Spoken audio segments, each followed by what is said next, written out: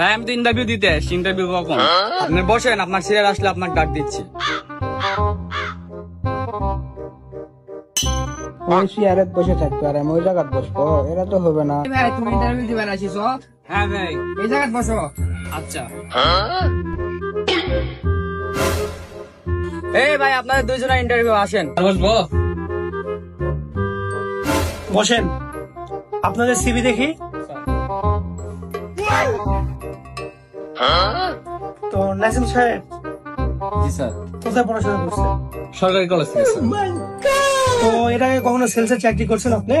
জি sir, এর আগে 2টা কোম্পানিতে চাকরি করেছি। চাকরি যখন করছেন মার্কেটিং সম্পর্কে তো আপনার জ্ঞান ভালোই থাকা দরকার। জি স্যার। আমার এটা জ্ঞান ফেলে দিলেন কে? চাকরি ইন্টারভিউ দিতে আসছে ভাই, তো মনে হয় অনেক বড় ঘরের সল্পল যে গেটা বেহিয়েছেন চাকরি করবে আইছেন না আমার এই পুরা কোম্পানি কিনে নিবেন। আপাতত তো চাকরি করতে আসি। অভদ্রতা শিখেননি, চশমা খুলান মিয়া।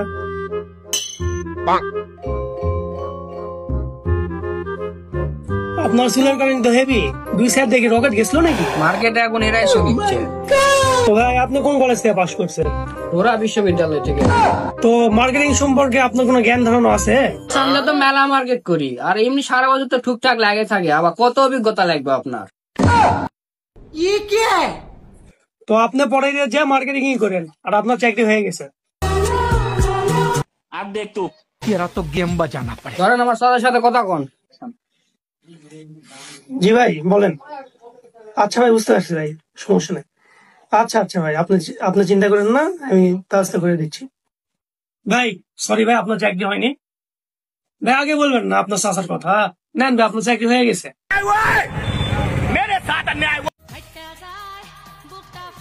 ওই যাওয়ার সময় ফ্যানটা দিয়ে যা।